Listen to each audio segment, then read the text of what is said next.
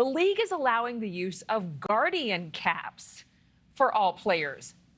They're kind of cool. Maybe.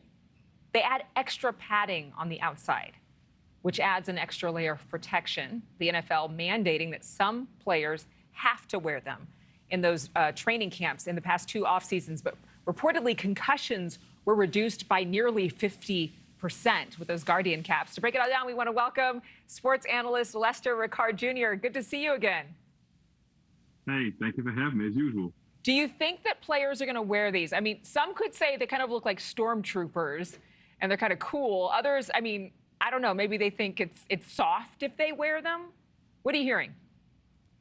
Well, listen, from the guys I know, they enjoy watching wearing them in practice. And this is something that players have been doing for years, even at the collegiate level. You see more and more players in practice wearing this for the safety of concussions. You know, concussions are not just a one impact type of injury. It is a repetitive blow to the head over and over again. And because of these guys, their speed and their power and their strength, I know the old school guys, and I'm one in particular that thinks that the old school game was more explosive, was faster. But you've got guys now that are 6'6", 6'7", 300 pounds, running sub 740, which means that the impact that they're making on these players, quarterbacks or running backs, it's a true train wreck when you look at it. So will I see these players in the National Football League in games wearing these? I doubt it.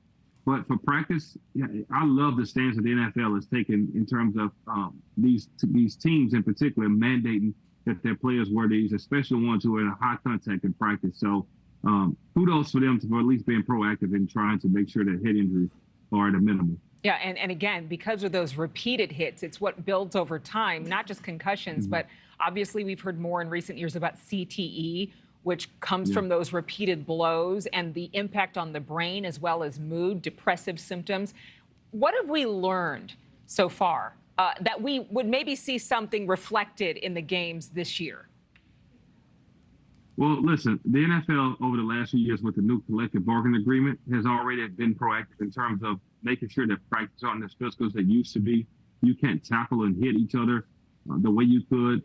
Practice times now is limited. You know, usually the way the first day of the week starts is on a Wednesday and the second day is Thursday.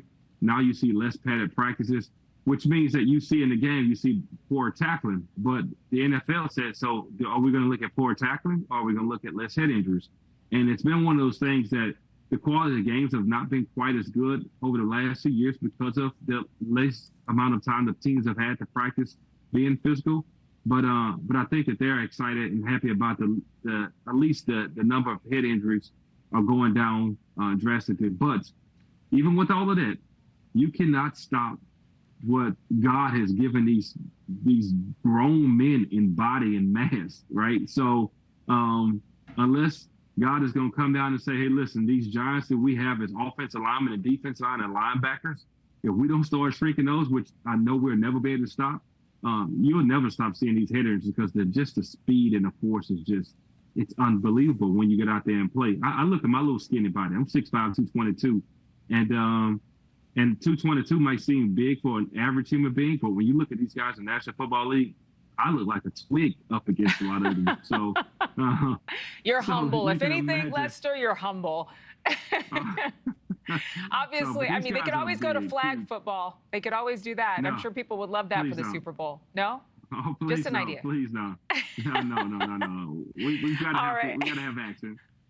All the mamas are going to say, please do. But Lester Ricard Jr., thank you so much for being here with your 6'5" self. Thank you. Thank you for watching. Go to newsnationnow.com to find News Nation on your television provider. And don't forget to click the red subscribe button below to get more of News Nation's fact-driven, unbiased coverage.